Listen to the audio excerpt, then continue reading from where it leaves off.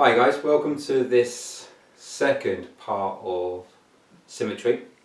In the first one I spoke about my views on the asymmetrical world that we live in and how the human form is asymmetrical, how our movement is asymmetrical and our evolution is asymmetrical.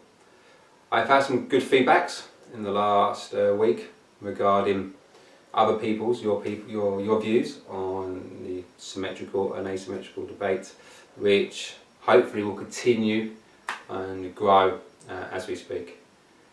This second one is really about answering a question. Really, I'm getting a question: why do we look for symmetry? Why is it that everything that we do in a human moving environment, from trying to correct someone's posture to in a static environment, trying to correct their motion in a dynamic environment, why are we always looking for symmetry?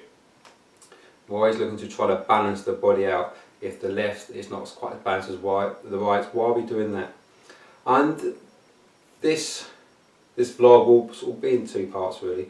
One is, why are we looking for symmetry? And second thing is, can we train the body to be non-symmetrical? So to answer the first part really, why in the moving environment are we looking at wanting to find everything that's symmetrical? And this is basically down to mathematics. Whenever we look at research, whenever we look at experiments, and whenever we look at the laws and the foundation I speak about regarding biomechanics, everything that we look for will be in the world of symmetry. Symmetry is a mathematics best friend. It's trying to find a pattern, it's trying to find a balance, it's trying to find two things the same, it's trying to find a regular design to any object which they are trying to equate. So mathematics is symmetry's best friend. Newtonian laws are built on symmetry. The laws of Euclidean geometry was built on trying to find these symmetrical patterns, hence why it gave us these platonic solids of the same. So when we are looking at trying to find and equate a number to a design to then quantify our motion, we want to try to keep it as symmetrical with our numbers as we can. And this symmetry of our numbers can only be there if the motion that we're doing is brought down and modified and models on symmetry. Tensegrity is a model on symmetry, everything being the same irrespective of the vector forces that are going through, or the homeostasis, the equilibrium balance that's going through a tensegrity structure. It's built on finding symmetry, where everything will maintain its constant and everything will try to identify everything else in the pattern. If I can identify the same patterns over and over again, pattern finding, I can equate that with a mathematical law or postulates or axioms that have gone back to Euclidean geometry.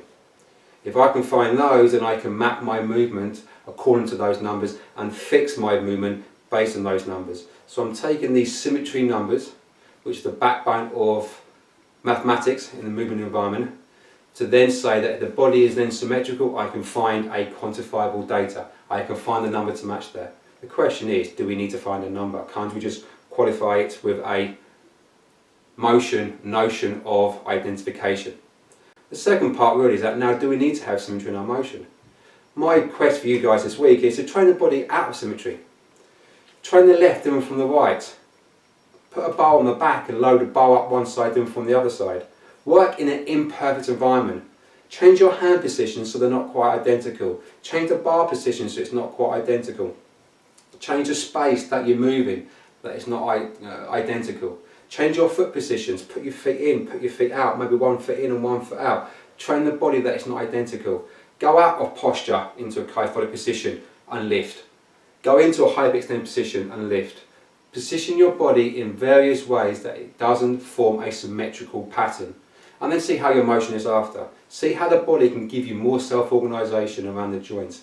See how the body can give the soft tissues an ability to transfer from being nice and soft to nice and rigid whenever the system, the fluid system, requires that to be.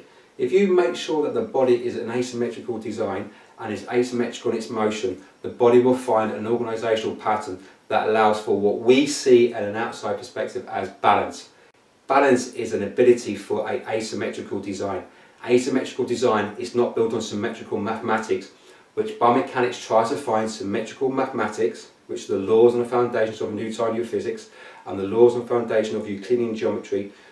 Once we've found those numbers that are built in those postulates and axioms, all symmetrical, the numbers are designed to find the symmetrical pattern and balance within the number, then the body is said to be a balanced and a symmetrical being on top of those numbers, because those two together can be mapped and designed.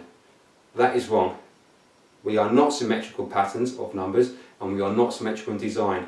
We cannot quantify those numbers. So let the body be looked upon as a visual aspect. Can you see that motion? Can you see the body working in positions that it's not designed to be in an asymmetrical way?